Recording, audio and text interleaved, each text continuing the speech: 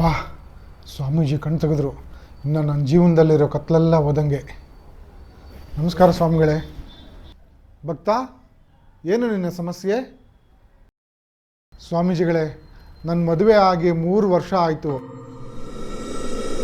ದಿನ ಬೆಳಗ್ಗೆ ಎದ್ದ ತಕ್ಷಣ ನನ್ನ ಹೆಂಡತಿ ಕಸ ಗುಡಿಸು, ರಂಗೋಲಿ ಹಾಕು, ಪಾತ್ರೆ ತಿಕ್ಕು, ಬಟ್ಟೆ ಒಗಿ, ನೆಲ ಒರೆಸು, ಅಡುಗೆ ಮಾಡು ಅಂತ ಟಾರ್ಚರ್ ಕೊಟ್ಟು ಕೊಟ್ಟು ಕೊಟ್ಟು ನನ್ನ ಜೀವನೇ ತೆಗಿತಾ ಇದ್ದಾಳೆ ಸ್ವಾಮೀಜಿಗಳೇ.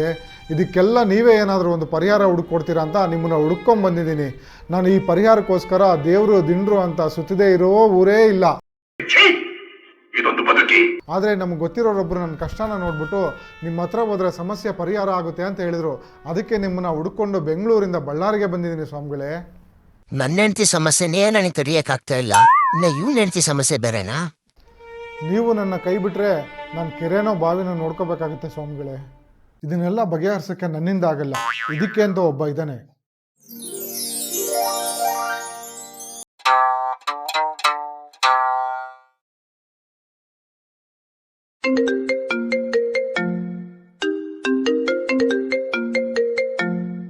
ಏನ್ ಬಳ್ಳಾರಿ ಸ್ವಾಮಿಗಳೇ, ನಿಮ್ಮೂರಲ್ಲಿ ಮೈನಿಂಗ್ ಇದ್ದಾಗ ಕಾಲ್ ಮಾಡಿದ್ರೆ ತೆಗಿತಾನೆ ಇರಲಿಲ್ಲ. ಈಗ ನಾನು ಫೈರಿಂಗ್ನಲ್ಲಿ ಬ್ಯುಸಿ ಇದ್ರು ನಿಮ್ಮ ಕಾಲ್ನ ಇಮಿಡಿಯೇಟ್ ಆಗಿ ಇನ್ಸ್ಯೂ ಮಾಡಿದ್ದೀನಿ. ಅಯ್ಯೋ ಟ್ರಂಪು, ಅದ್ರ ಕತೆ ಏನು ಹೇಳ್ತೀಯಾ?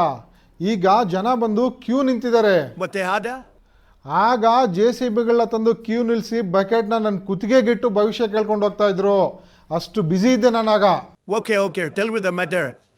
ಸ್ವಾಮಿಜಿ, ನಮ್ಮ ಮದುವೆ ಆಗಿ 3 ವರ್ಷ ಆಯ್ತು. ದಿನ ಬೆಳಿಗ್ಗೆ ತಕ್ಷಣ ಕಸ ಹೊಡಿ, ರಂಗೋಲಿ ಹಾಕು, ಪಾತ್ರೆ ತೊಳಿ, ಬಟ್ಟೆ ಹೊಡಿ ಅಂತ ನನ್ನ ಹೆಂಡತಿ ಪ್ರತಿದಿನ ಟಾರ್ಚರ್ ಕೊಡ್ತಾರೆ ಸ್ವಾಮೀಜಿ. No sorry. ಬೇಕಿದ್ರೆ ಇರಾನ್ ಜೊತೆ ಸಣ್ಣನ ಮಾಡ್ಕೊ ಅಂತ ಹೇಳೋ ಈಟಿಎಂ ಮಾಡ್ಕೊತೀನಿ. ಆದ್ರೆ ಈ ಕೆಲಸ ಮಾತ್ರ ನನ್ನಿಂದ ಆಡಲ್ಲ. ಇನ್ನೊಂದ್ಸರಿ ಗಂಡ ಹೆಂಡತಿರೋದು ವಿಷಯನ ನನಗೆ ಹೇಳಿದ್ರೆ ನನ್ನ ನಿನ್ನ ಜೊತೆ ಜಗಳ ಶುರು ಮಾಡ್ಕೊಬೇಕಾಗುತ್ತೆ. ಹುಷಾರ್. ಅನ್ನ ಮೇಲೆ ನಿನ್ನ ಹತ್ರ ಬಂದಿರೋ ಭಕ್ತರ ಡಿಟೈ ಅನ್ಸು.